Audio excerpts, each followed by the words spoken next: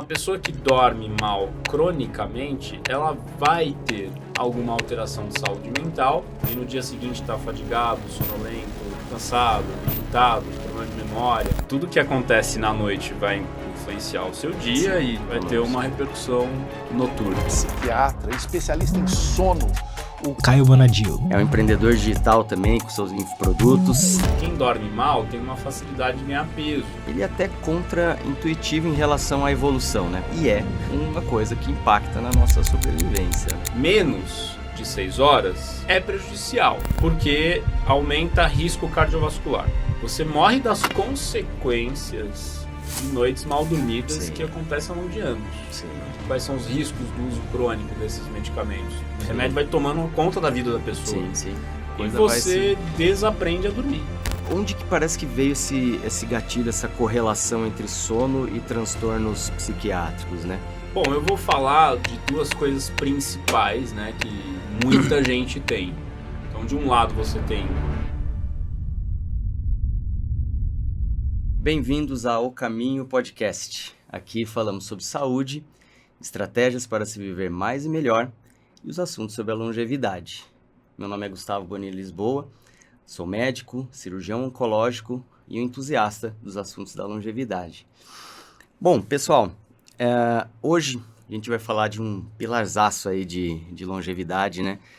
Já tivemos episódios aí sobre nutrição, episódios sobre educação física e exercício físico, que são extremamente fundamentais, mas talvez nesse tripé, o pé mais forte aí que a gente tenha que focar seja o sono mesmo, né? E por isso eu tô aqui com Caio Bonadio. Obrigado, Caio. Obrigado por você. ter comparecido. Prazer. O Caio é um psiquiatra, tá? Formado pela Santa Casa de São Paulo, não é isso, Caio? E com especialização em medicina do sono na USP, né? Também eu conheci o Caio através do seu material digital, que é excelente, né? O perfil Caio no Sono, achei o nome sensacional também. É um empreendedor digital também, com seus infoprodutos e um amante aí do rock and roll. Vi que você gosta bastante de Rolling Stones e tudo mais. Isso aí. Um perfil melhor que não existiria. Caio, assunto importantíssimo, né? Acho que eu desconheço algo que na nossa vida ocupe 1/3 dela, né? Os outros pilares que a gente falou, exercício e alimentação, ao menos não deveriam ocupar 1/3 da nossa vida, né? Então, vamos lá, vamos dar esse panorama dessa coisa tão interessante que é o sono, começando pela sua importância, né? E acho que uma pergunta aberta e para a gente começar o nosso assunto. Por que a gente dorme? Por que dormimos, né?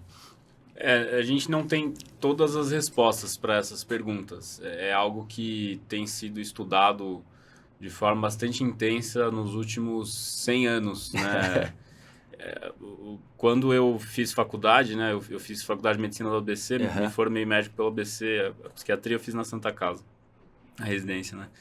Eu não tive aula de sono. Eu também não tive. Eu acho que eu tive uma aula de fisiologia que provavelmente eu dormi. E pincelava sobre isso, né? Eu lembro de uma aula de apneia no 4º ano que eu acho que eu também dormi, eu tenho quase certeza que eu dormi. Então a própria formação, a própria ciência, ela não deu muita importância, né, para o estudo do sono. Isso tem sido falado mais nos últimos anos. Sim. Mas só para você entender como a coisa é nova, em se tratando de medicina e de ciência, a gente foi perceber que o sono era um comportamento ativo, né, gerado pelo sistema nervoso central só no início do século XX. Isso é ontem, né, para a medicina. Exatamente, assim. né? Então, isso foi durante a Primeira Guerra Mundial. Tinha um neurologista que ele percebeu que determinados soldados que desenvolveram um quadro gripal, né, na época, tinha um grupo que dormia demais e tinha um grupo que dormia de menos. Sim. Esses soldados morreram e ele, muito curioso, foi estudar o cérebro dos dois grupos. Do que né? estava acontecendo. E ele percebeu que os que dormiam demais tinham uma lesão numa região específica do hipotálamo e os que dormiam de menos tinham um outro tipo de lesão num outro lugar do hipotálamo. Sim. Aí ele falou, bom, então acho que o sono... Algo deve ter nessa região. Exatamente, o sono é um processo ativo. Foi a primeira pessoa que falou isso, porque até então, bom, você deita e dorme. Sim. É isso que grande parte das pessoas imagina, né? Como Sim, é o sono. Aí depois, posteriormente, a gente percebeu que além do sono ser um produto, né, de atividade elétrica cerebral, a gente descobriu os ritmos. Uhum. Né? Então, nós sabemos que temos ritmos internos Sim. muito bem regulados. Isso foi mais ou menos na década de 30. Né? Sim.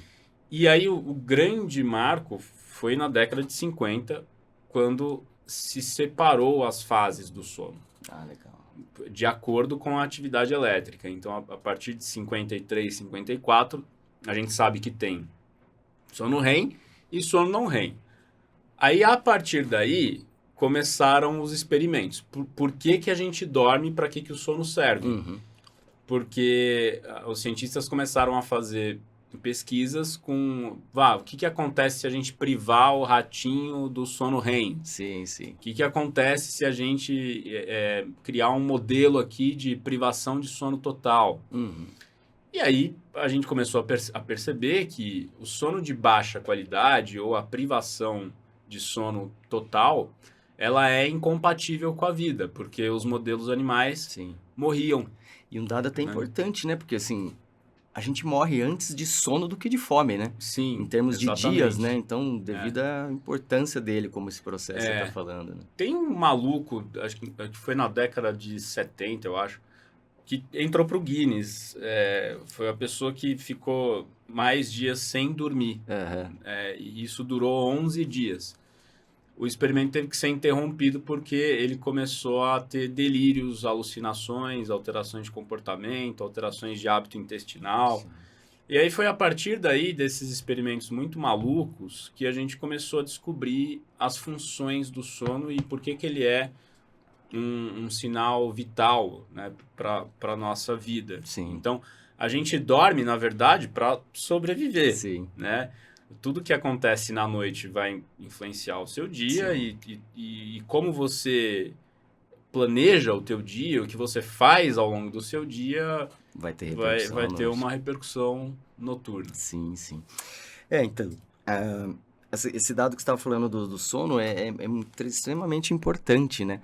E se for parar para pensar, assim, ele é até contra-intuitivo em relação à evolução, né? Porque durante o período de sono, a gente está exposto, né? Se for pensar num ambiente de seleção e tudo mais, a gente está exposto ao predador, a gente está deixando de fazer as funções mais importantes, né? De alimentação, reprodução e tal. Então, se ele perdurou ao longo dos milênios, ele deve ser e é uma coisa que impacta na nossa sobrevivência, né? É tão contra-intuitivo porque, por exemplo, durante o sono REM, a gente tem, numa pessoa normal, né, sem distúrbios de sono, sem alterações de fisiologia do sono, durante o sono REM nós não nos mexemos. Né? Existe uma atonia muscular.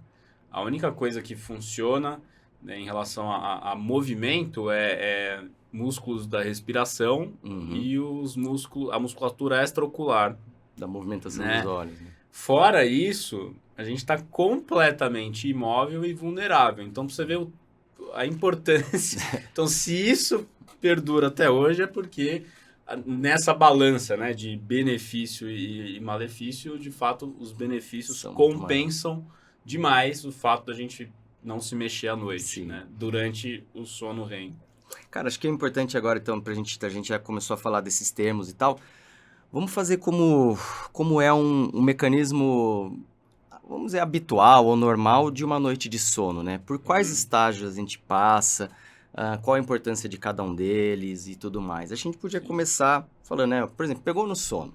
Uma pessoa, vamos começar até com temporalidade, vamos dizer assim.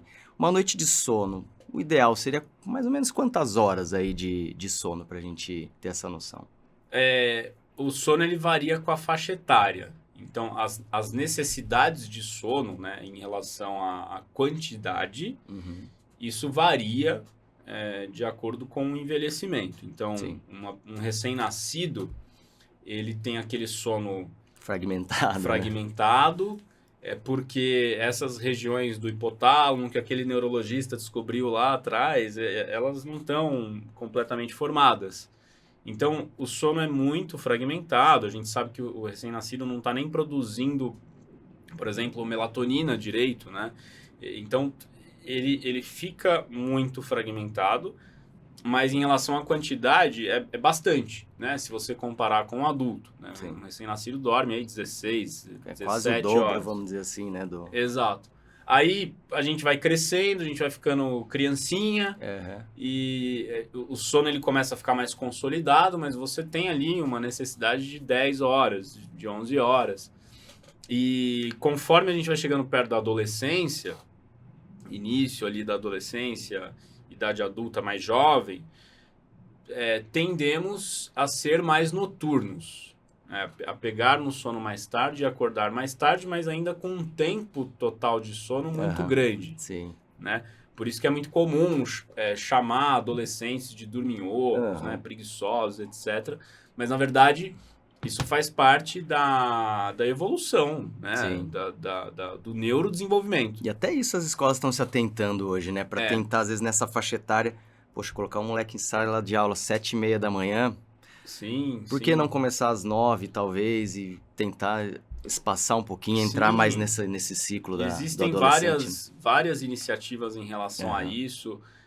Tem um grupo de pesquisa muito forte do professor Lousada, lá da Federal do Paraná, e ele é um grande divulgador, né, desta questão, né, do ritmo, com a importância de você iniciar a aula pelo menos 1 hora mais tarde. Se otimizar, né, o aprendizado, né? E aí, quando a gente chega na fase adulta, isso tende a diminuir, né? Então, o tempo total de sono, a necessidade de sono tende a diminuir, e a gente não fica mais tão noturno assim, tá?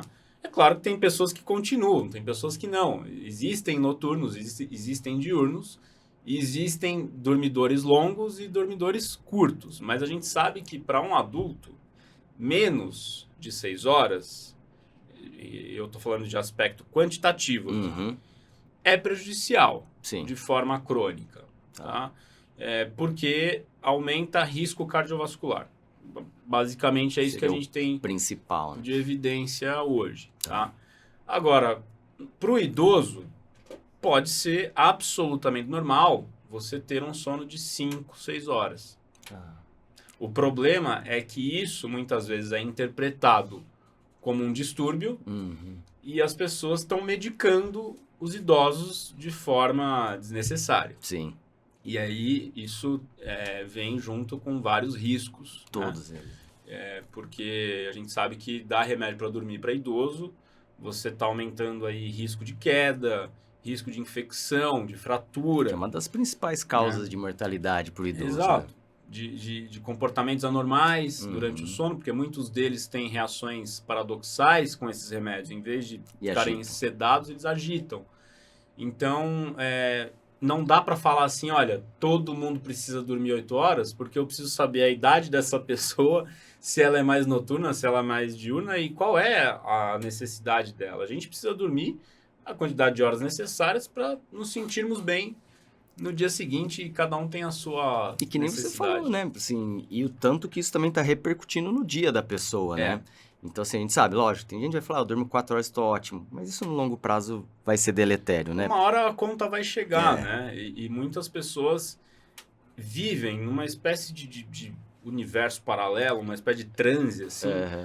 Esse piloto automático, ele pode até funcionar, mas a pessoa não vai percebendo a quantidade de prejuízos que ela vai acumulando ao longo do tempo, né? É uma falsa sensação de produtividade e performance. Sim. E todos os riscos, né? O que você está falando, isso não é ensinado, por exemplo, o sono, suas fases, isso não é ensinado na escola médica. Eu fiz uma faculdade, você fez outra, o que a gente tem em comum? Nenhum de nós teve uma formação, uma coisa formal sobre o sono, né? E os dados são alarmantes, assim, né? Tava levantando uma literatura assim, falando que em questão de residentes, né? Para população geral, os residentes são os médicos em formação, já formados, mas fazendo especializações, né? A taxa de erro relacionado à privação de sono ou sono insuficiente, enfim, é de que a cada 5 residentes, um vai cometer um erro de decisão. Isso já é bastante grave. Mas a cada 20 residentes, um vai cometer um erro que incorre na morte de um paciente. Então, isso são mortes evitáveis. Se for parar para pensar o número de médicos em formação, a cada 21 tem um erro que pode deslanchar com uma coisa fatal. Isso é extremamente preocupante. Muito, né? Muito.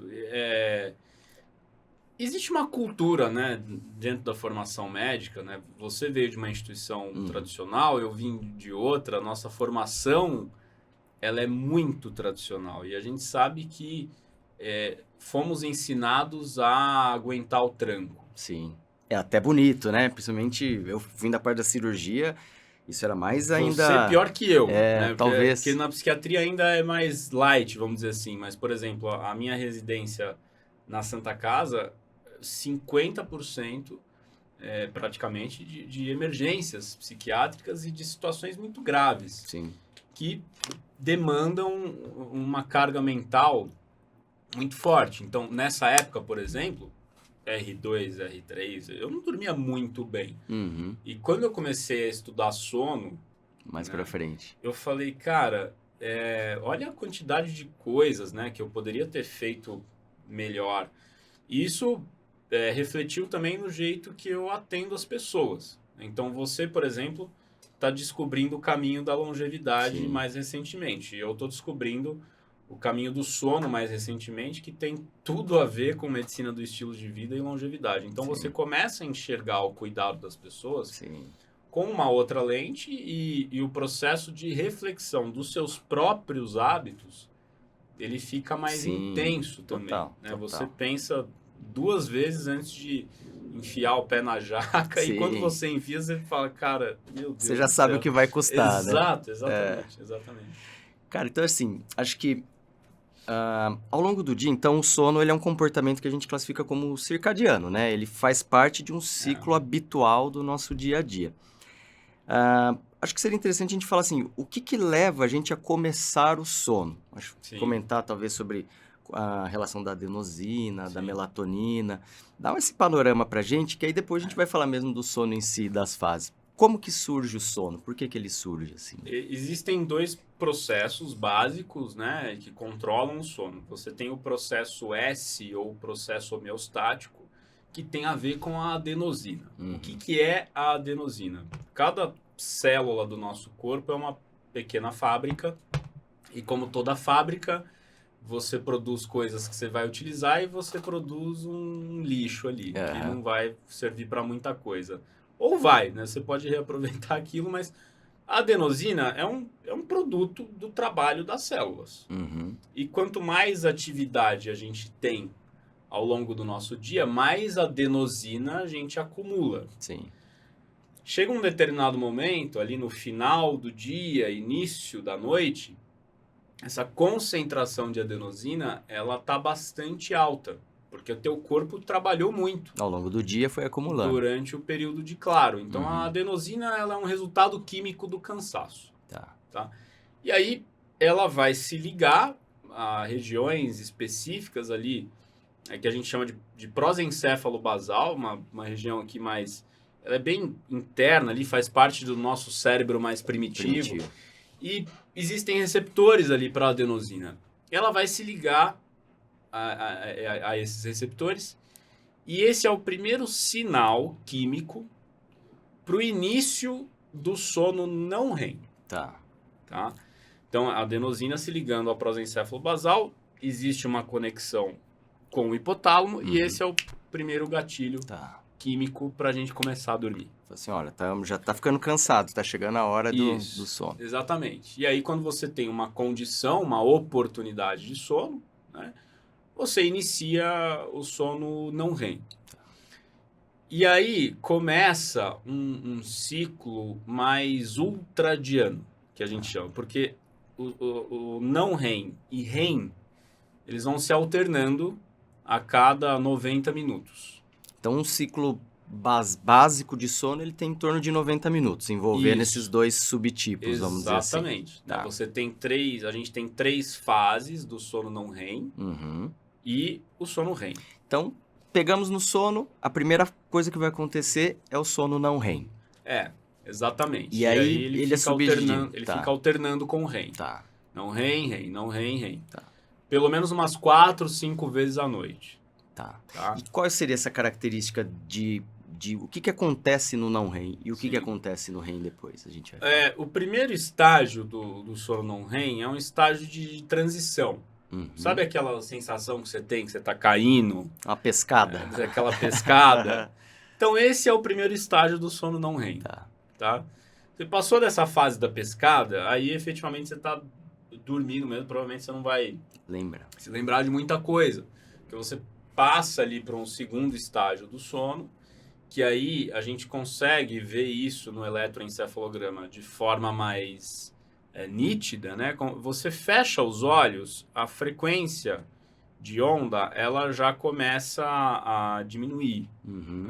Se você está com o olho aberto, é um outro tipo de onda que a gente vê no Sim. exame. Se você está com o olho fechado, ela já muda. Que já é menos informação que o cérebro está processando. E ele né? entra num outro tipo de trabalho. Uhum.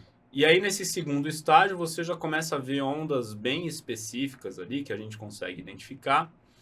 E aí a gente chega no sono de ondas lentas, que é o terceiro estágio do sono não REM. Que aí já poderia falar que é um sono mais profundo, assim, um estágio mais profundo. Eu não gosto muito desse nome profundo, Uhum. leve, porque eu acho que isso é muito subjetivo, Sim. depende muito da percepção da pessoa. Tá. Mas, de fato, quando você está ali no sono de ondas lentas, é mais difícil você acordar. Tá. Então, quando você cutuca uma pessoa e acorda e ela está no sono de ondas lentas, ela acorda meio grog.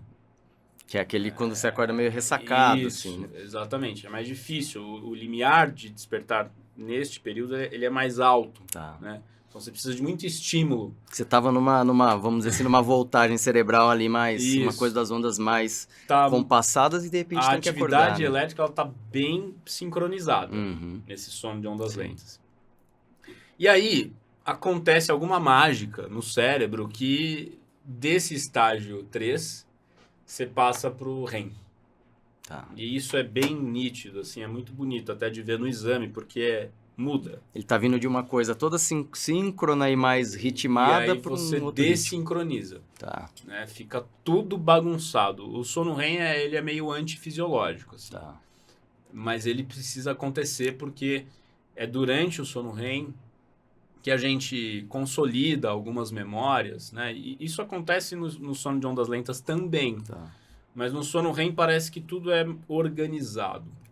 Ali que é um período dos uploads da gente, né? De memória e tal, de consolidação. Isso, exatamente. Isso tem a ver com os sonhos, né? Acredita-se que os sonhos são resultados deste processo neurobiológico de consolidação de memória, de aprendizado.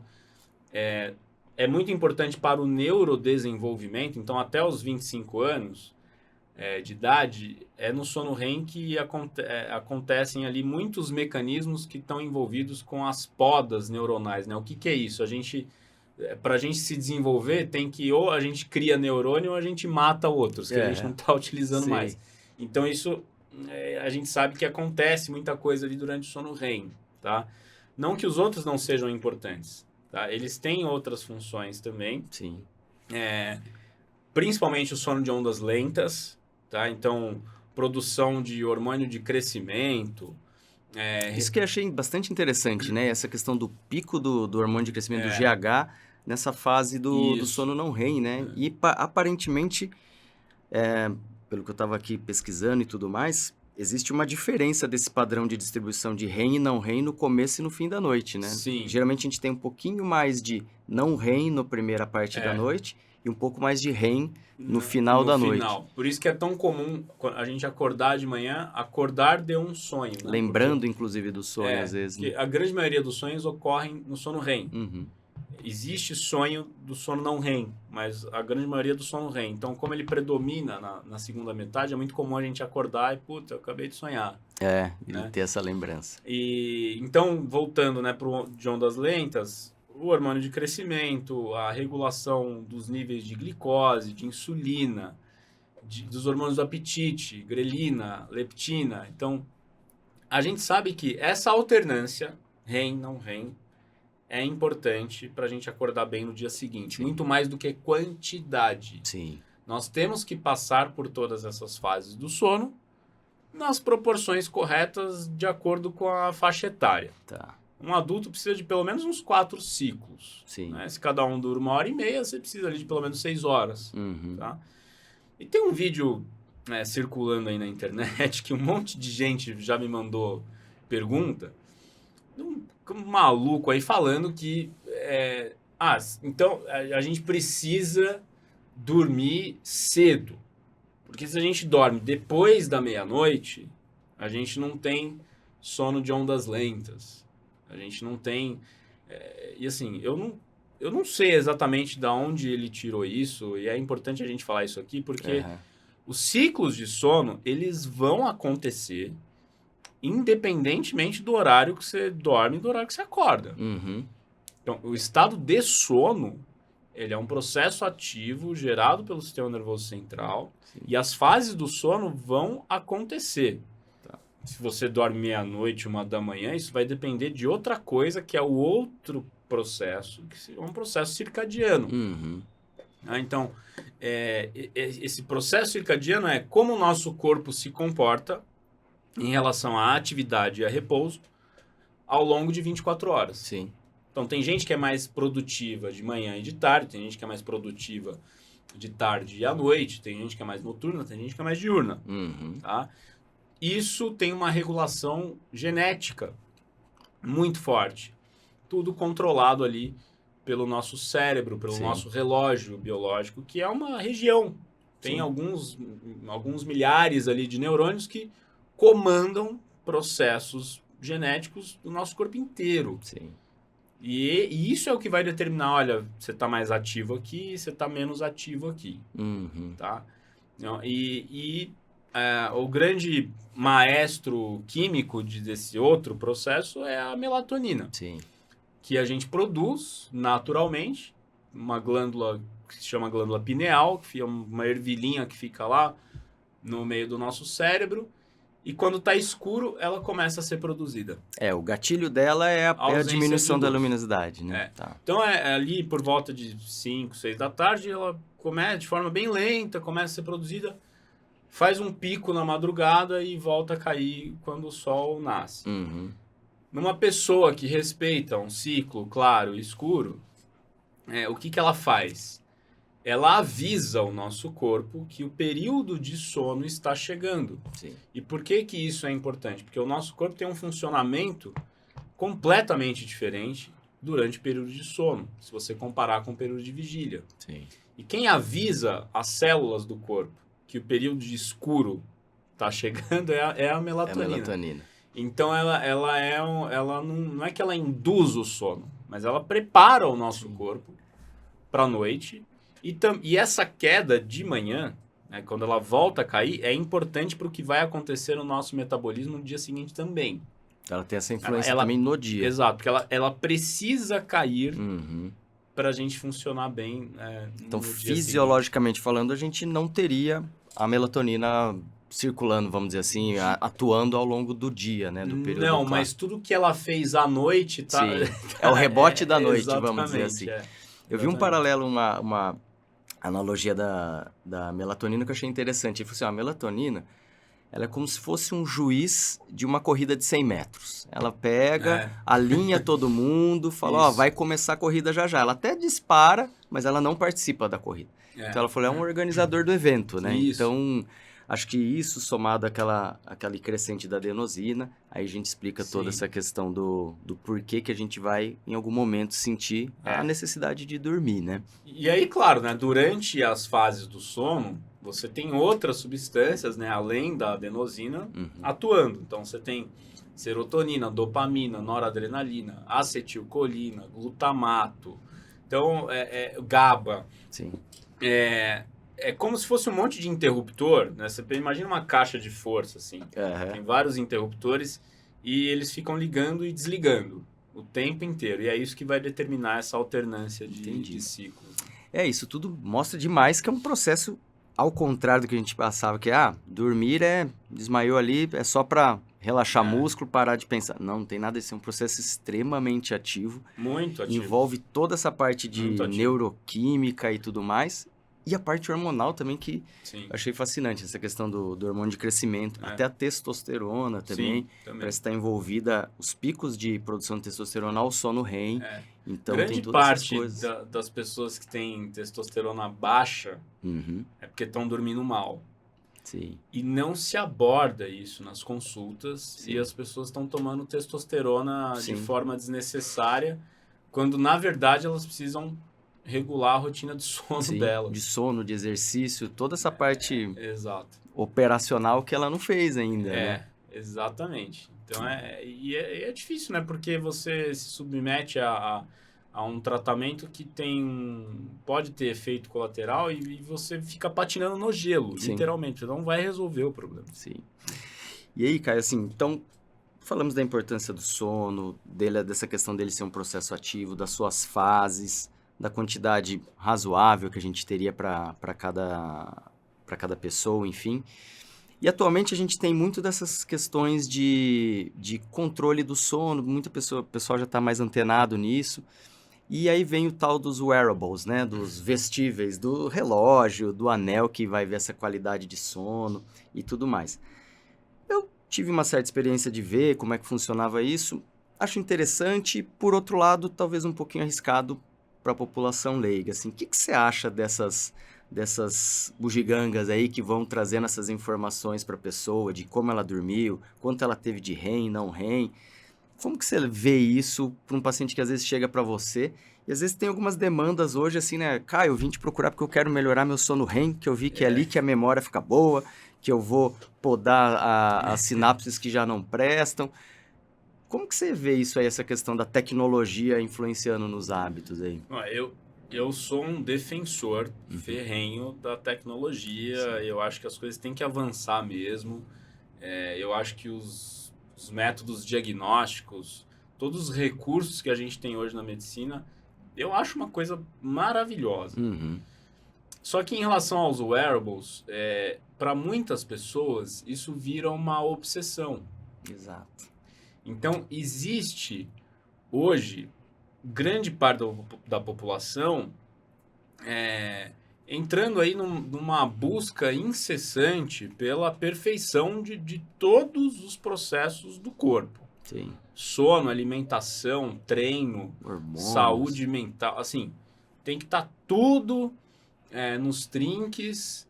Ninguém pode sofrer e tudo tem que ser perfeito, senão eu vou ser um fracassado. Performance o tempo inteiro. Isso, E assim, a pessoa que não sofre e a pessoa que não tem imperfeições, ela deveria ser estudada, né? É uma tese de doutorado, assim, uma coisa que... E aí as pessoas estão muito preocupadas com isso de uma forma excessiva. Sim. Tá? Os wearables... eles são um fenômeno, eu acho que eles são ótimos para você detectar como se fosse uma triagem. Tá. Então, assim, eles são muito bons para detectar o seguinte, cara, tem alguma coisa fragmentando o sono dessa pessoa. Não tá normal os ciclos aqui, você consegue ver ali. Por quê? Eles têm detectores de movimento, eles têm acelerômetros, né? Muitos têm gravador de ronco, muitos fazem uma estimativa, né, dessas fases de sono de acordo com frequência cardíaca, movimento e saturação.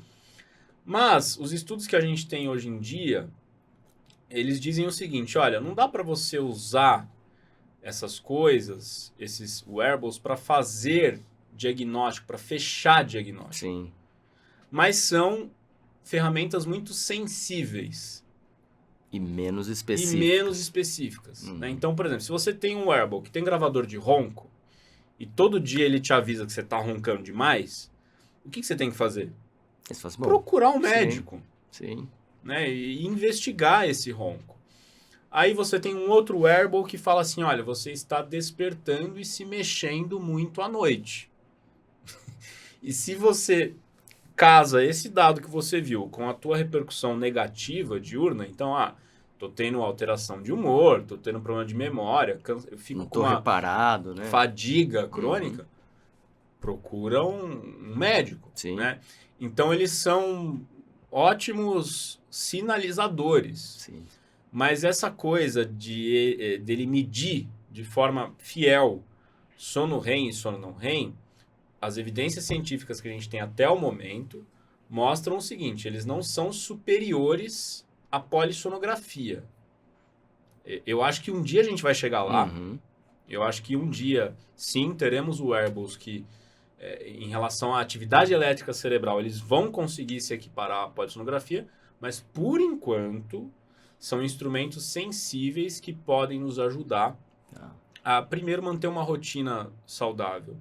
Né? Então, hoje você tem contador de passos, você tem, por exemplo, aplicativos que são integrados com o seu seguro de vida, e quanto mais ativo você fica, mais desconto no seu seguro de vida você tem. Sim. Você pode monitorar os seus exames, você pode monitorar os níveis de estresse. Agora, isso não pode ser uma obsessão. Você tem que usar essa ferramenta a teu favor, para te ajudar. Sim.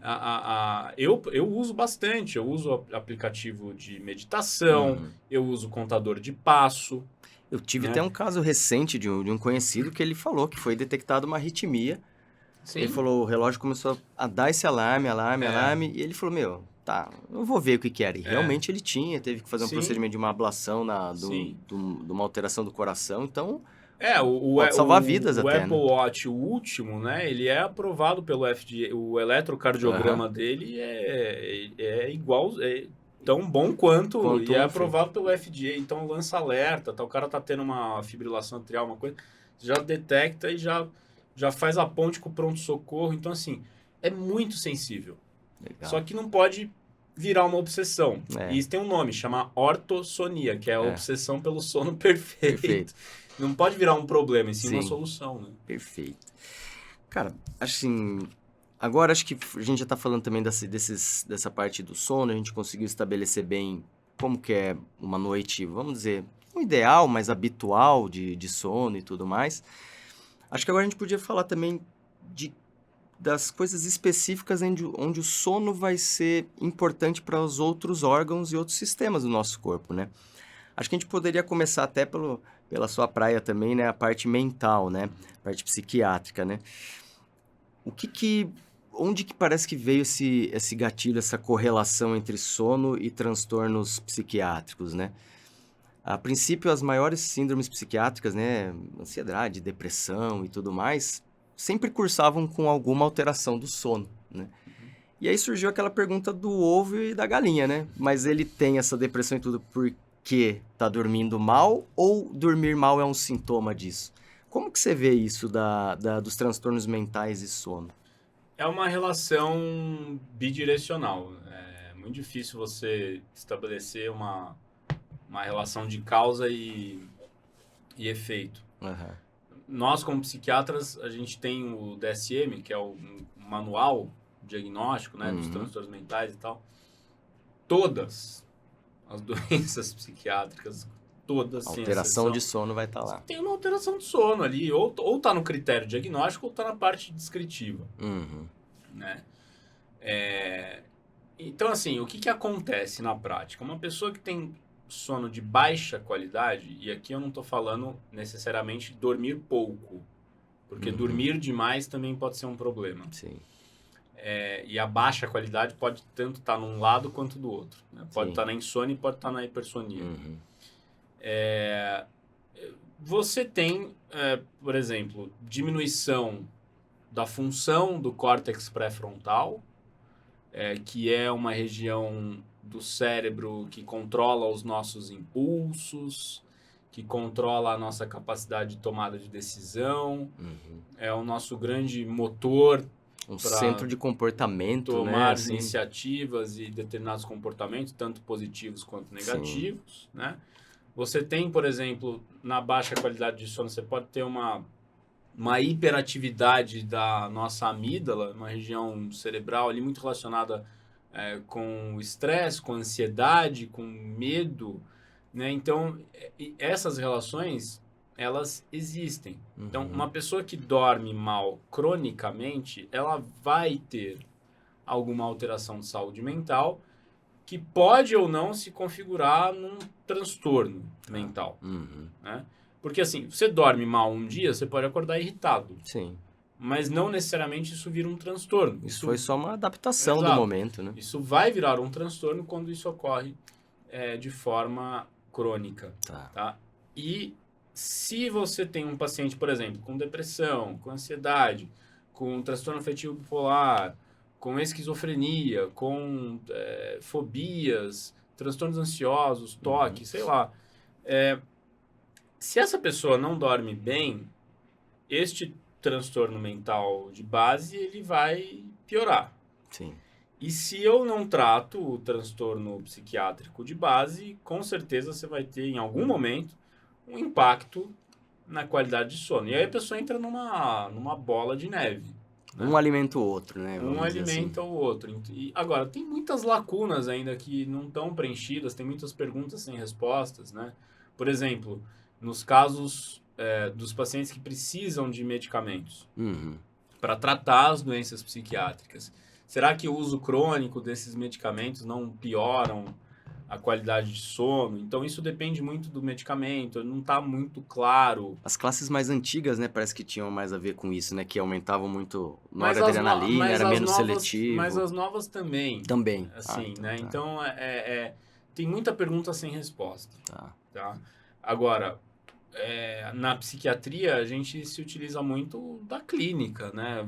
Você tem escalas, você tem um monte de ferramenta hoje em dia, testes farmacogenéticos e tal, mas a clínica ainda ela é muito soberana. Sim. Então, assim, você iniciou um tratamento farmacológico, a pessoa melhorou, a pessoa está com uma boa qualidade de sono, né? O benefício é muito maior do que o malefício. Perfeito, claro, você tem que acertou o rumo, né? acompanhar essa pessoa, né? Então, e claro, periodicamente monitorando os outros pilares, né, Sim. de saúde para ver se está tudo correndo como esperado. Sim. Mas a relação ela é bidirecional. Tá. Então, eu tenho um problema de saúde mental, em algum momento meu sono vai ficar ruim. E se eu tenho um sono ruim, em algum momento eu posso ter um problema de saúde mental. Sim. Acho que isso aí deixa um recado extremamente importante, não só para a psiquiatria em si, mas para todo o atendimento médico, né? A decisão de tratamento e o sucesso ou não do tratamento, isso sempre tem que ser, por exemplo, o paciente começou um tratamento, notou que não está tendo a resposta esperada, é importantíssimo que ele volte com o mesmo médico. Porque a falha do tratamento é também um direcionador do caminho do tratamento. Senão ele vai ficar pulando de médicos em médicos e sempre tendo um recomeço. E vai ficar difícil tratar desse jeito. Né? E a gente tem que lembrar o seguinte, a grande maioria das pessoas não precisa de um psiquiatra. Uhum. É que no Brasil a gente tem uma cultura, né? Minha saúde mental tá ruim, eu vou procurar um psiquiatra ou um psicólogo.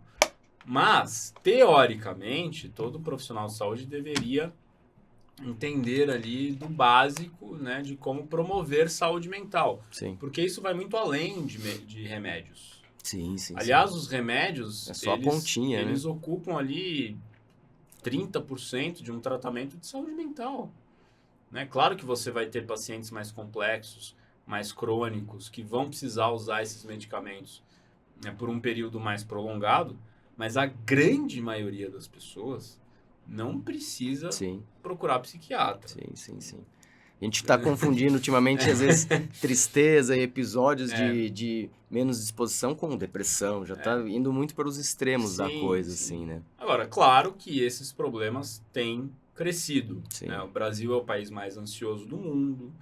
Né? O Brasil tem uma prevalência de depressão enorme, né? Chega a 20%, transtorno de ansiedade, 10% da população. Muita gente. Então, assim, é muita gente.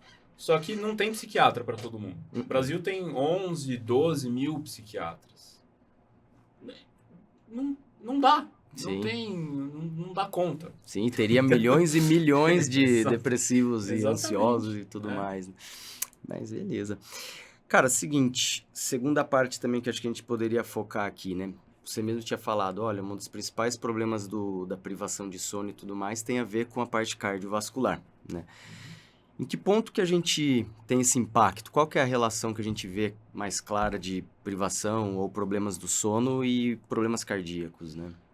Isso tem a ver com inflamação.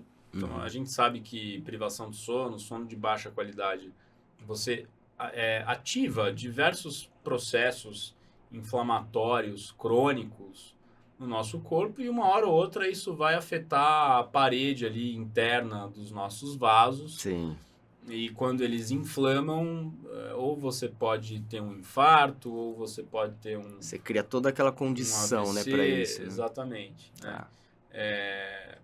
Tem outras consequências, né? Por exemplo, quem dorme mal tem uma facilidade de ganhar peso. Uhum. E aí, se a pessoa ganha peso, ela também Vai ser aumenta o sinérgico, risco cardiovascular, Sim. né? Agora, quem dorme mal tem um aumento, né, de uma atividade simpática, né? Uma hiperatividade simpática. O que é isso? É estresse. Sim, Só que ele não é um estresse bom, sim, porque nem todo estresse é ruim. sim, Mas sim, sim. o estresse ruim, ele também vai contribuir para esta inflamação, para esse estresse químico, Uhum. que, assim, o coração ele é uma bomba. E toda bomba tem um prazo de validade. Esse estresse ruim, ele vai encurtar essa data Sim. de validade. Né? Até Do parece coração. que quando eles falam em parâmetros mais objetivos, quem tem por exemplo, uma privação maior de sono, tem um índice maior de calcificação ali na região das Sim, coronárias. sim. Essa questão desse tônus que você falou também, isso é É. importantíssimo. Porque na hora do sono não REM, né? Do sono, talvez na terceira fase, alguma coisa assim das ondas síncronas que a gente estava falando, é a fase de maior hipotensão que a gente tem no nosso dia. Isso, eles falam assim, é você se privar do melhor antihipertensivo Sim. que a gente tem à disposição se você não estiver sendo exposto a todas as fases do sono e tudo mais. Exatamente. Então, importantíssimo, né? E essa correlação que a gente faz, você falou também da perda de peso, né? Outro dado que me chamou muita atenção é que quem está tentando perder peso e não capricha nessa questão do sono, Não consegue perder peso. ou quando consegue, Tem ele consegue às custas de perda muscular, né? Cara, Então é complicado. tem duas coisas que as pessoas não estão prestando atenção na hora de montar um planejamento de perda de peso. Uhum. Primeiro é a qualidade do sono. Eu cansei de receber paciente no meu consultório que faz tudo. Faz até demais, né? Uhum. Tem um overtraining, assim, Sim. uma coisa meio maluca. E o cara não consegue perder peso.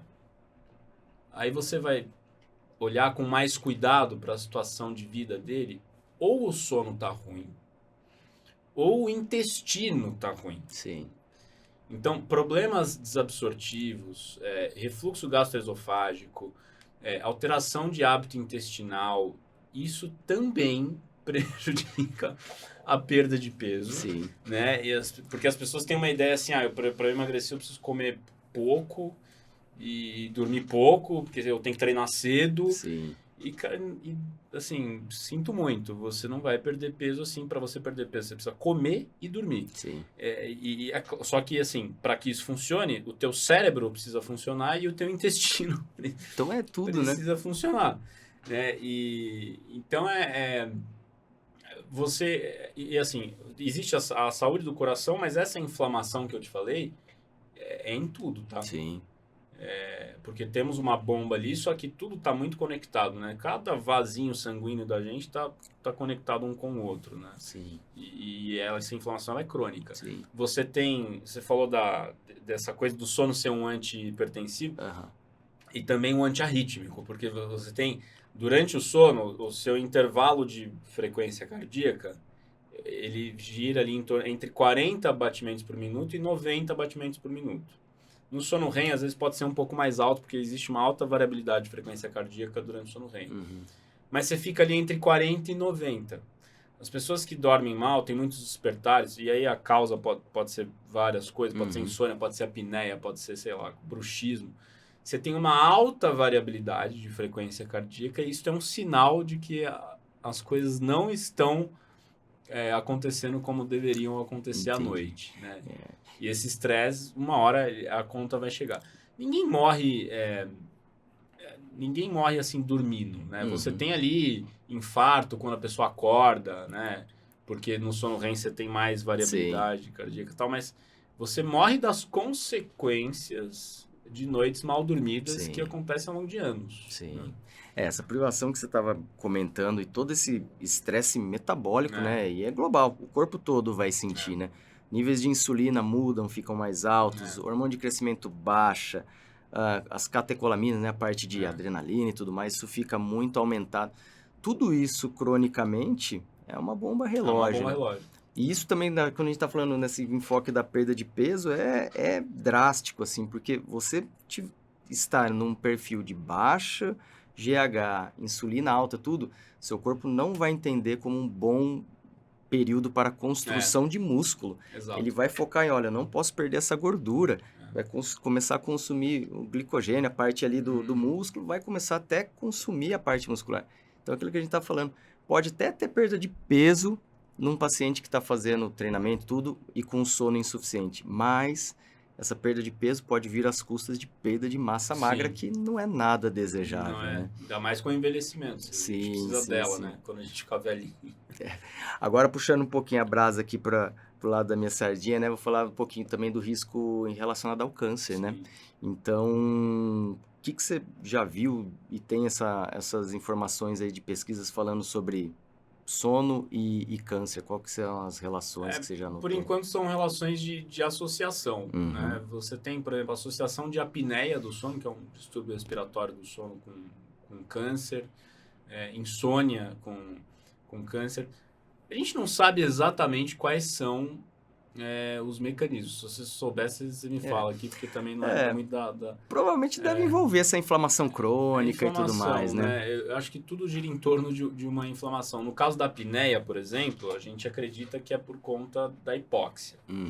Então, você tem o cara que respira mal à noite, ele fica engasgando, você tem uma hipóxia, que é essa queda de oxigênio, né, de forma crônica, e isso ativaria alguns processos dentro ali da célula e ela começa a funcionar de um jeito errado e aí você tem um tumor e tudo que acontece depois.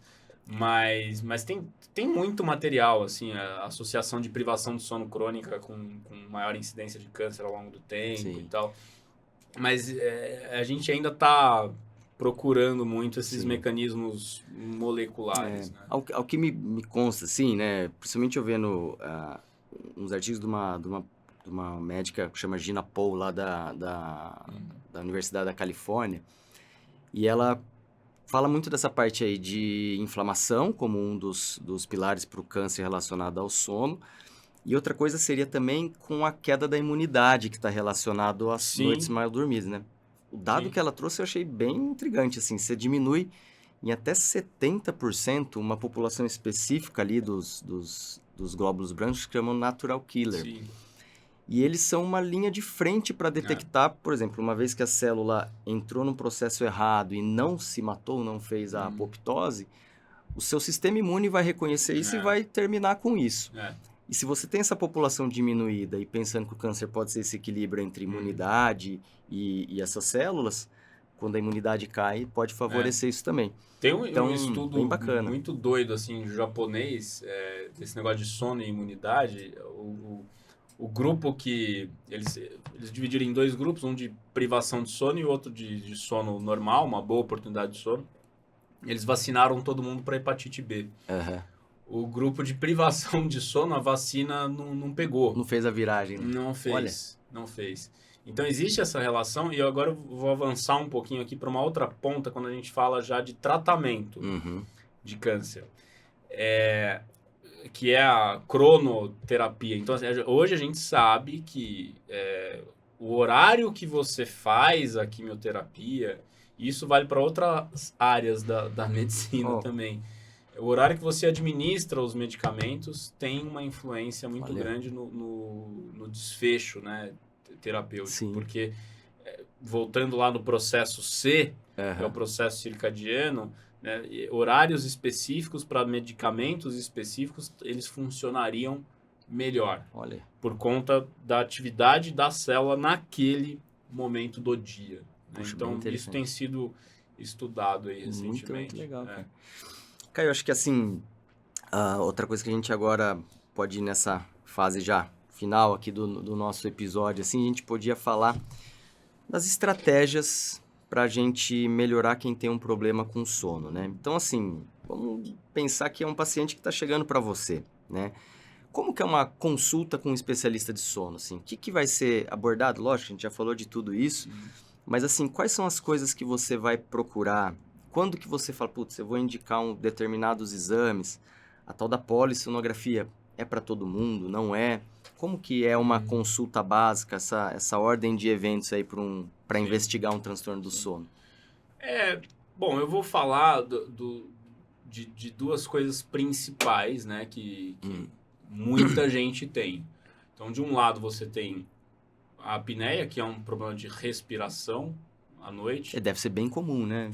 Tem noção de mais ou menos assim dos pacientes que para você? 34% da população de São Paulo tem apneia, muita gente. E 90% dessas pessoas não sabem que tem apneia, é muito subdiagnosticado. Geralmente quem sabe é o parceiro, sabe, vamos dizer assim, parceiro, né? O parceiro é porque você ronca, você tem sonolência diurna, você tem aqueles engasgos noturnos, se mexe muito à noite, aí no dia seguinte está fadigado, sonolento, cansado, irritado, problema de memória. Sim. Então, assim, se existe algum problema de respiração à noite, se esse ronco é acompanhado dessas repercussões negativas durante o dia seguinte, você precisa pedir uma polissonografia, que é um exame do sono. Tem vários jeitos de você fazer polissonografia. Tem aquele jeito que todo mundo conhece, tem medo, que usa um monte de fio, mas tem uma forma muito simples que você coloca um oxímetro no dedo e já dá para saber se essa pessoa tem apneia ou não. É claro que o tipo de exame que eu vou indicar vai depender muito do caso em questão. Da história que está chegando, né? De forma bem resumida, se um paciente tem cheiro, gosto, cor, cara de apneia, uma oximetria, um aparelhinho que você põe no dedo e dá para ele dormir uma noite já é o suficiente, né? Agora, se é um caso que você está meio na dúvida, melhor a polissonografia mais completinha, né? Uma vez você falou assim, olha, eu diagnostiquei que tem aí alguma coisa relacionada a ronca, uma respiração ruim durante a noite. Lógico, a gente vai ter um perfil, né? Se é um paciente que está acima do peso, alguma coisa assim, provavelmente seja a causa. Mas um paciente que está, vamos dizer assim, ou um mínimo sobrepeso ou nada tão notado assim, é um caso já de você referenciar, por exemplo, um otorrino, alguma coisa assim para ajudar nessa investigação? Como que funciona?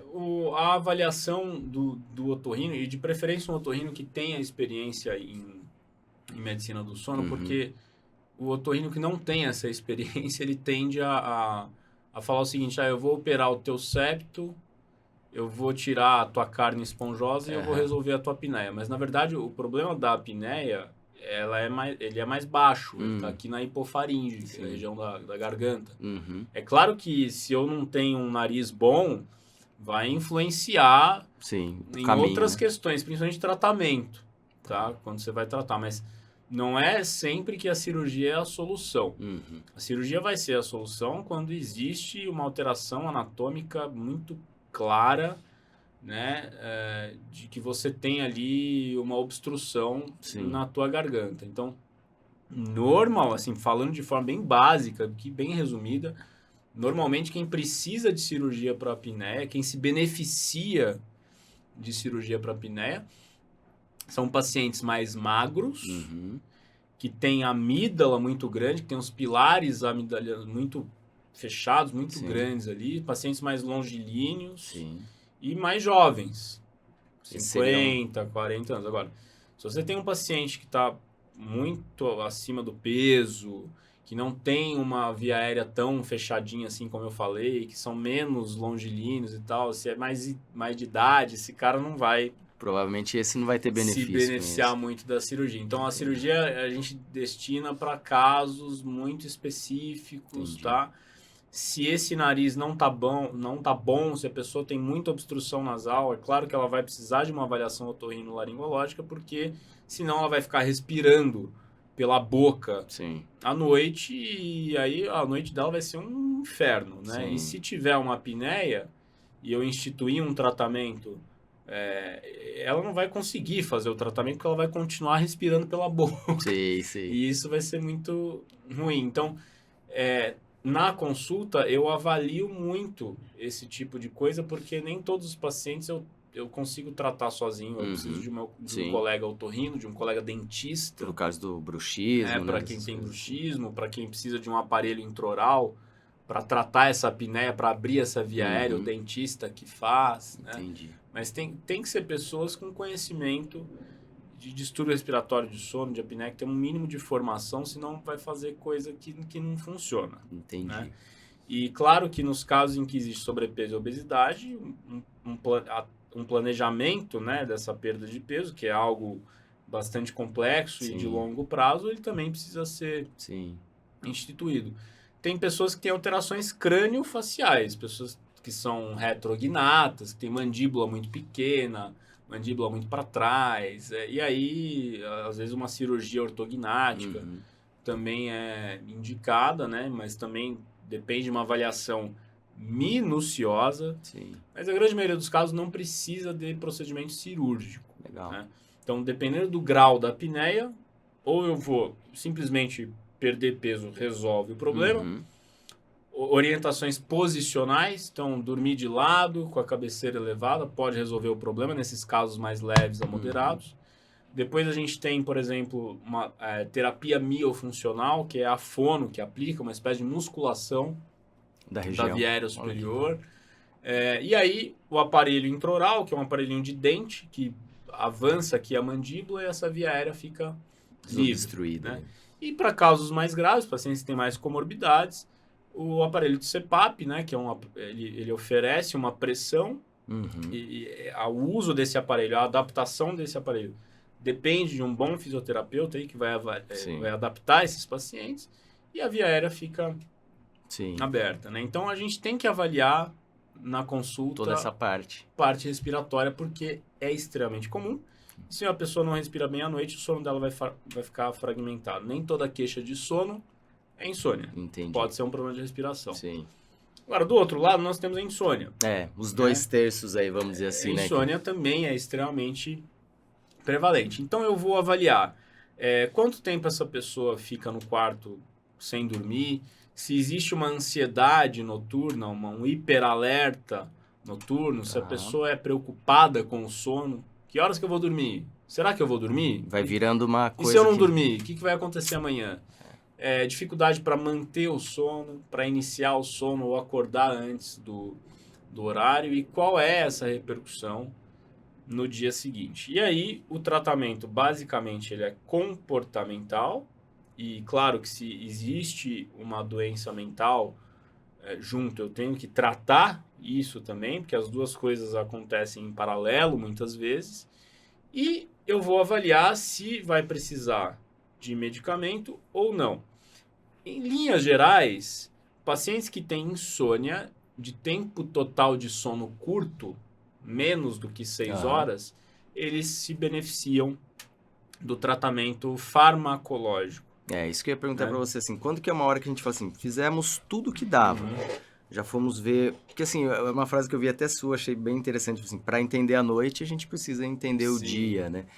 Então, a gente vai ver a minúcia do dia da pessoa, né? Às vezes você vai ver e fala, eu não consigo dormir à noite. Aí você vai ver o hábito da pessoa, ela tira um cochilo de 2 a 3 horas à tarde. Você fala, aqui pode ter um problema. Como que você vê essa questão, assim, desses hábitos? Isso você tem que mudar? Tudo isso é feito antes, lógico, né, da gente tentar algo medicamentoso. 90% dos pacientes, com orientações bem básicas, você resolve o problema da pessoa. Sim. Como especialista, a gente só recebe curva de rio, né? Então, assim, é claro, os casos que eu recebo são muito... A pessoa já passou por 15 colegas, né? Então, assim, você não vai... Eu não vou receber quando eu recebo um caso leve, eu até comemoro, assim, né? Eu acho até esquisito. Falei, nossa, será que eu não estou esquecendo de nada? Então, assim, então eu recebo pacientes que já vêm muito medicados. Tá. Quando você faz uma análise, assim, mais retrospectiva da história da pessoa, tudo começou com um problema de hábito, alguma rotina que não foi muito bem orientada, né? Então, o paciente ele vai precisar de medicamento quando ele tem um tempo total de sono curto, quando ele tem comorbidades psiquiátricas mais graves, que você precisa medicar, e o medicamento especificamente para dormir, ele tem que ser usado no menor tempo possível, né? Porque muitos deles têm potencial de abuso e de dependência.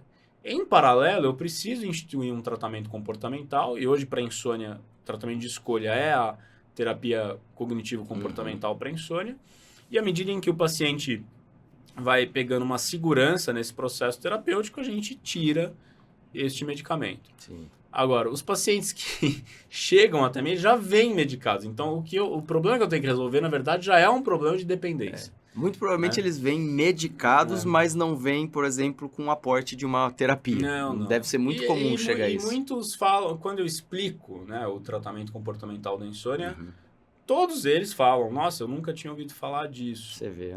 Então, muitas vezes na consulta eu prefiro investir mais tempo para explicar, porque depois eu ganho tempo. Sim.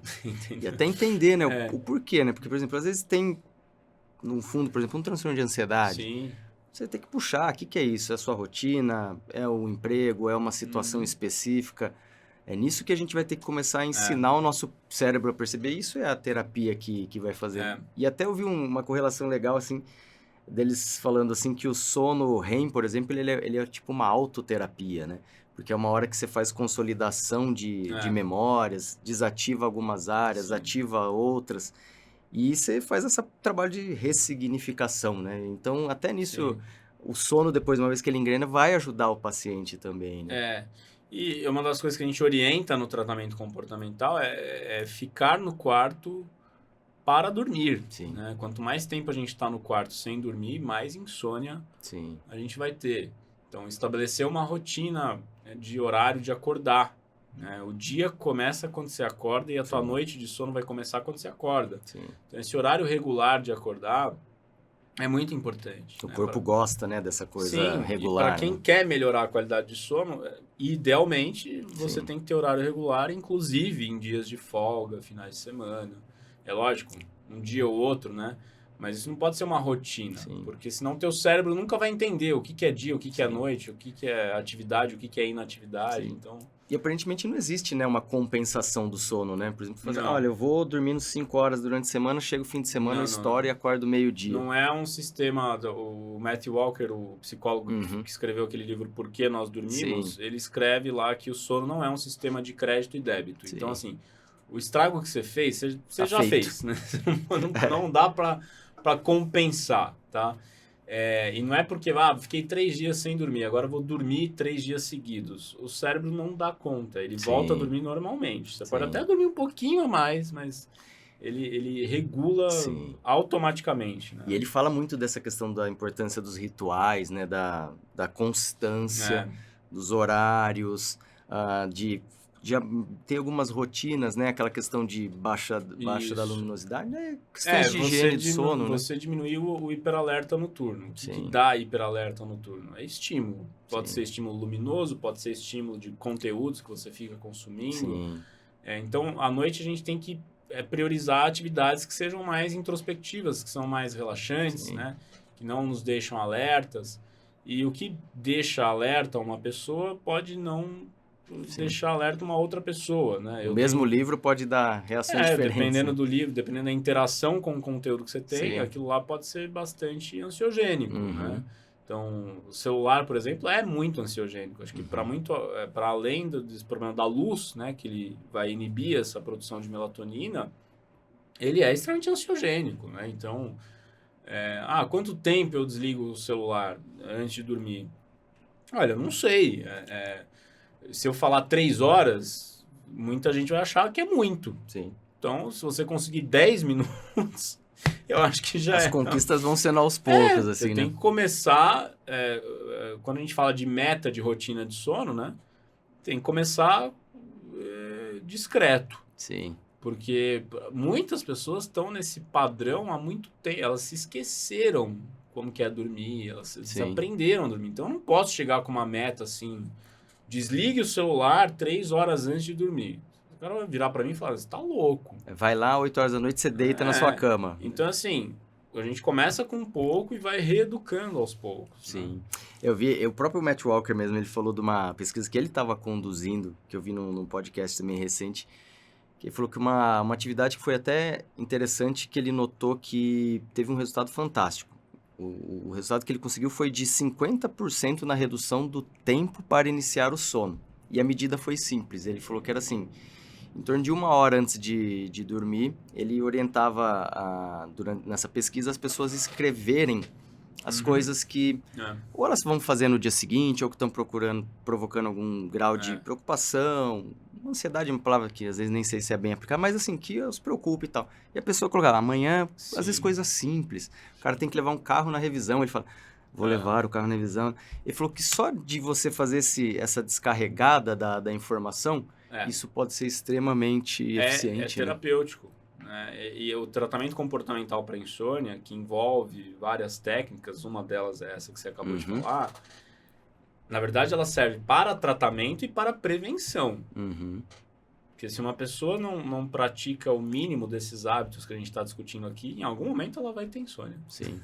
Se ela não está se exercitando, se organizando, né? Então, você planejar o teu dia seguinte é algo... Tira isso da cabeça e coloca no papel. Sim. É algo que diminui os níveis de ansiedade. Você vai para o quarto sem problema para resolver, porque os problemas vão estar no papel e vão ser resolvidos amanhã. Sim. Né? E você acorda tranquilo, porque você sabe minimamente o que vai acontecer no teu dia. Nós não temos controle de tudo. Os imprevistos existem. Mas a gente tem que fazer a nossa parte. Sim, sem dúvida. Tem que saber o mínimo do que vai acontecer no dia seguinte, né? Sim. E outra coisa, assim, então a gente tava aqui comentando, falou assim, olha, eu vou lá, diagnostico, entendo o que está acontecendo com esse paciente, e em alguns casos eu vou ter que medicar, né? Porque se você, o sono está insuficiente, ele vai precisar dessa ajuda, que seja, lógico, ao menos nesse princípio, enfim. Suplementos também, né? Tá muito na moda, né? O pessoal consumindo vários suplementos para viver mais e tudo mais. Alguns já são muito controversos. Acho que quando a gente fala em medicina do sono, suplemento de melatonina é o clássico, né? Existe pessoas que têm essa indicação. Eu tô vendo muita gente chegando para mim e falando, eu tô usando melatonina, o que você acha? Eu falo, olha, acho que precisaria ver muita coisa antes de você tomar essa decisão. As doses são altíssimas, né? Também que o pessoal tá consumindo. Como que você vê essa questão da melatonina, que é um negócio... compra-se na internet, sabe? O que você vê de problema nisso, por exemplo? As pessoas normalmente tomam melatonina por conta própria porque tem insônia, ou acham que tem insônia, né? Sim. Porque a automedicação, você nunca sabe de nada. Você acha que tem insônia, mas às vezes você tem apneia. Sim. Então, o problema de tomar remédio por conta própria, e a melatonina acho que é o maior exemplo disso, é você demorar para ser diagnosticado. Sim. Acho que esse é o maior efeito colateral da melatonina é esse. É o atraso diagnóstico, né? O atraso diagnóstico. Quando a gente fala de insônia não é causada por falta de melatonina. As pessoas precisam entender isso. Sim. Né? Então, elas precisam entender que nós produzimos melatonina. Sim. Existem situações que levam a uma baixa produção de melatonina. Então, a gente sabe que o envelhecimento é uma delas. Vai calcificando a pineal, ali, né, a glândula. Né? Exato. Menopausa é outra situação. Crianças com transtorno do espectro autista. Tá? Síndromes genéticas raras, né? Acho que o maior exemplo é a Smith-Magenesis, né? Que é uma coisa específica ali da infância e tal. Então, nessas situações, a gente sabe que existe baixa de produção de melatonina, portanto, ela estaria indicada. Sim. Mas falta muito estudo ainda para a gente considerar a melatonina como uma indicação para o tratamento da insônia crônica. Sim. Ela serve em medicina do sono para tratar as pessoas que têm problemas de ritmo circadiano, né, as doenças do relógio biológico e transtorno comportamental do sono REM, que é uma doença específica ali entre 60 anos, 70 anos, tem muito a ver com demência, com Parkinson. A melatonina também estaria indicada. Agora, tirando isso, a melatonina tem diversas outras funções. Ela é antioxidante, anti-inflamatória, controla a imunidade, enfim, regula aí metabolismo de gordura, glicose, gordura marrom, blá, blá, blá, blá. Isso tudo a gente está estudando muito, né? Sim. Então, suplementar, assim, a torto e a direito, com doses altas, é perigoso porque você pode ter muita sonolência diurna, Sim. né? Você pode desregular, inclusive, todos os processos que ela mesma regula. Então, o melatonina, quando ela está indicada, é dose baixa. E o que é dose baixa? É 0,21 miligramas, que isso é o tanto que a gente sabe que a gente precisa para ter 400 picogramas de melatonina por Que ml. um na décimo, Que é o né? tanto que a gente precisa. Sim. Né? Então, hoje em dia você toma 10 miligramas, 20 miligramas por conta Eu já vi própria. de 20 miligramas. Falei, E aí você pode ficar muito sonolento, você pode ter pesadelo, pode ter dor abdominal. aí ele Desregula tudo, né? Entendi. Em relação aos outros medicamentos, a gente é muito limitado. Né? Então, a ciência, a indústria, ela busca criar medicamentos para insônia desde a Grécia Antiga. Né? O primeiro foi o álcool, depois veio o ópio, depois veio... aí vieram os benzodiazepínicos, os barbitúricos. É isso que a as gente tava vendo, drogas assim, né? Z. O álcool ele é mais um sedativo ali da região do córtex, né? Ele vai meio que sedar a gente, a pessoa dorme, mas não necessariamente é um sono. Não é um sono fisiológico. Ele vai estar meio que um grau de anestesia, ele vamos fragmenta, por exemplo, o sono de ondas lentas. Sim. Né? Os benzodiazepínicos, né? Clonazepam, alprazolam, diazepam, tudo isso fragmenta também sono de ondas lentas. Então, é um botão de liga e desliga, que pode ser importante no começo do tratamento, mas o uso crônico não é recomendado pelo risco de dependência química. Sim. E outra coisa também comportamental, que eu estava aqui até deixando escapar, mas, poxa, esse é o campeão, né? O mais comum, o café e a cafeína, né? Como que você vê essa questão da interferência dele? E até falar daquela ação do mecanismo dele também, onde que ele atua. Acho que a cafeína, como ela é muito comum, vale a pena a gente dar uma faladinha dela também. O café é estimulante, né, por dois motivos. Ele aumenta a atividade de dopamina, de noradrenalina, mas ele também inibe a ação lá da adenosina, que a gente falou. O nosso sinalizador lá de trás. Então, ele é estimulante por conta disso. Né? E assim, não, é uma substância que ela é cultural, né? Faz parte a cafeína ela tá no café, ela tá no chimarrão, ela tá no tereré, ela tá em alguns chás verdes, ela tá no chamate, então ela é amplamente aceita, né? Eu adoro café, muita gente gosta de café, só que a partir de determinado momento ele pode ser um vilão aí pro início do sono, principalmente, né? Então as pessoas que tomam muito café ao longo do dia, elas podem ter uma dificuldade para dormir, porque ficam ansiosas, ficam alertas, fazem muito xixi. A gente sabe que cafeína é uma xantina, então você tendo um efeito faz diurético, muito xixi, então tem todos esses problemas, né? O quanto de café depende da sua sensibilidade, né? Uma xícara de expresso para uma pessoa pode ser uma bomba, para outras pessoas nem tanto. E a gente sabe que tem tolerância. Quanto mais café você toma por mais tempo, mais tolerante você vai ser. Exatamente. Né? Tem pessoas que tomam litros de café por dia. Uma coisa... E assim, nem falam para você espontaneamente, porque para ela não é um problema. Não, sempre foi assim, né? Eu atendo pacientes do Rio Grande do Sul, do Mato Grosso.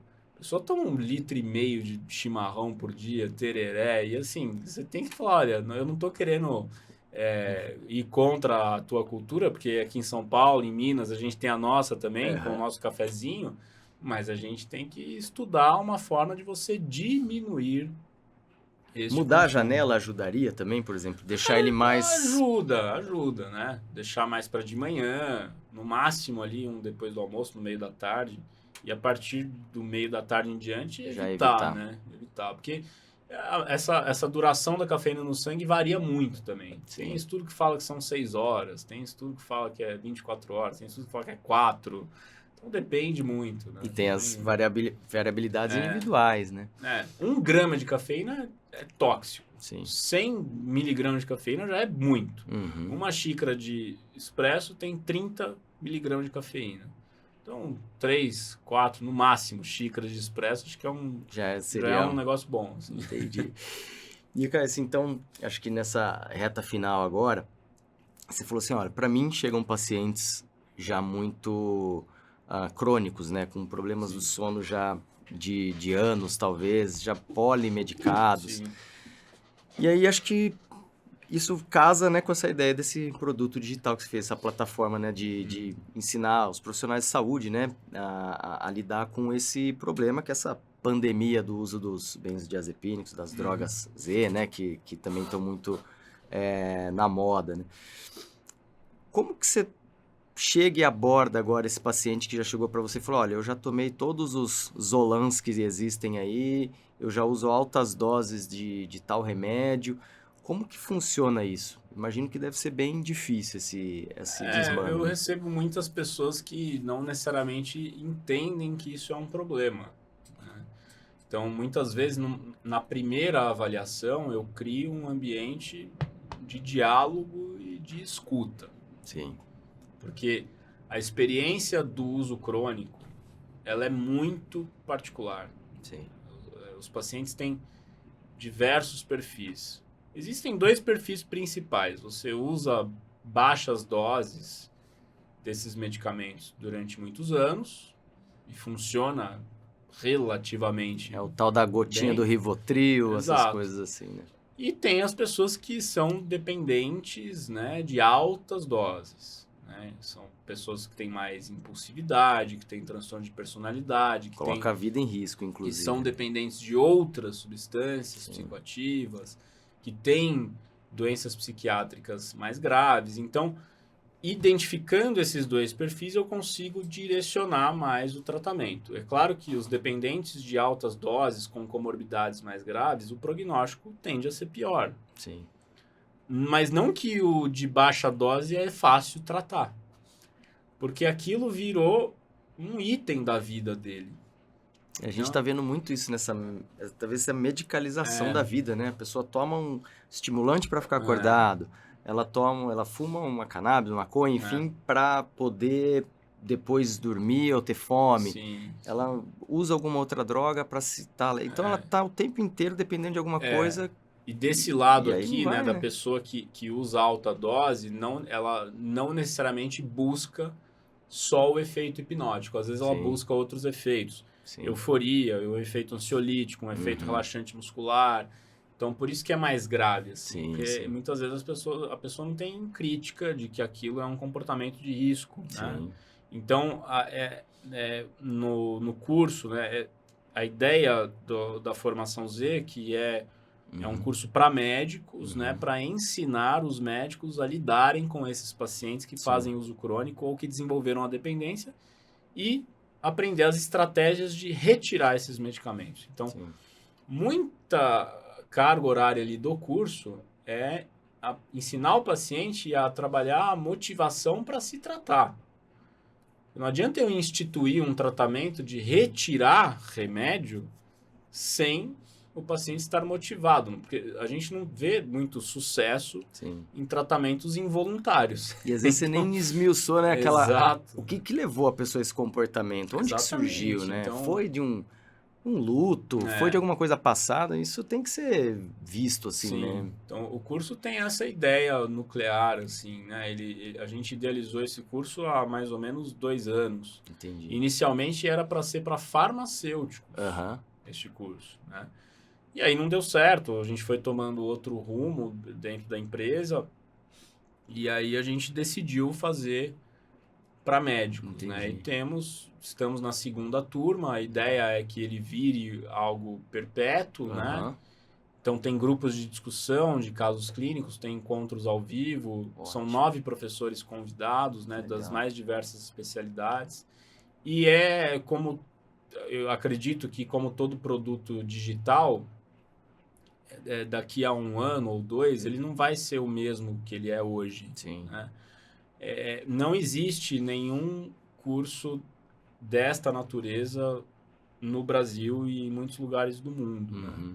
Então, eu me baseei muito numa médica inglesa que dirigiu uma clínica de desprescrição de benzodiazepínicos na Inglaterra. E ela criou um manual que está disponível gratuitamente na internet, chama Manual Ashton. Ashton era o nome dela, chamava Heather Ashton. E ela tá tudo ali. né? E isso é público. Só Sim. que ninguém fala disso. Mas Entendeu?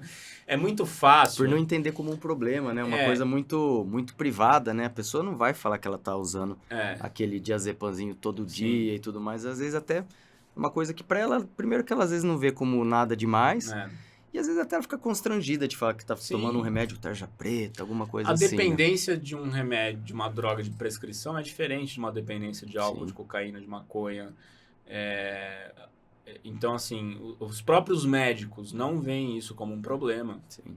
E muitos médicos não têm nem paciência de conversar sobre isso com seus pacientes. Tá bom, vai lá, prescreve e não me enche o saco, né? Sendo bem sincero aqui, eu já fiz isso, você já fez isso. Então, a gente precisa... É um projeto de educação médica e é um projeto...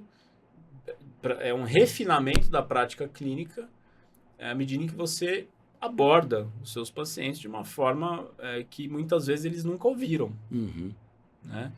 Então, é algo que nós estamos aperfeiçoando e muito baseado, né, eu particularmente, no trabalho que esta médica fez.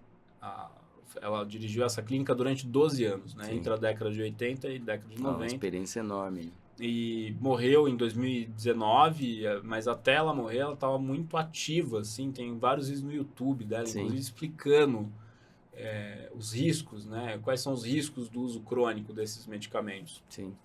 Síndromes demenciais, né? Risco de queda, a própria dependência química é um risco, o remédio vai tomando conta da vida da pessoa. Né? Prejuízo de memória, de concentração, você fica mais lentificado, você fica mais ansioso, você fica mais deprimido. Vai precisando de mais medicação e a coisa vai... vai E você desaprende a dormir. Sim. É um comportamento natural, inerente à espécie humana, que você perde a liberdade de controlá-lo. Eu acho que esse é o maior Como toda problema. Droga de abuso, né? Ela vai te tomar alguma das suas liberdades, vamos dizer assim. Né? Exatamente. Legal. Caio, cara, o papo foi sensacional. Valeu, achei obrigado. muito, muito legal, muito esclarecedor. E assim, acho que um recado final agora. A pessoa falou assim, olha, errei, dormi mal. E agora? O que eu faço no dia seguinte? Como que é um recado, se for assim, pra pessoa que... Não que tá com um problema mais grave, com uma droga de prescrição e tudo, mas aquele cara fala assim, putz, eu dormi mal, só que eu preciso voltar no eixo logo. Qual que é o beabá pra pessoa fazer no dia seguinte? Rapidamente voltar à rotina habitual, né? Começando pelo horário de acordar. Por mais que você esteja ansioso e irritado, evite compensar essas horas que você perdeu, mantenha-se ativo. Vai ser um dia difícil, vai ser um dia...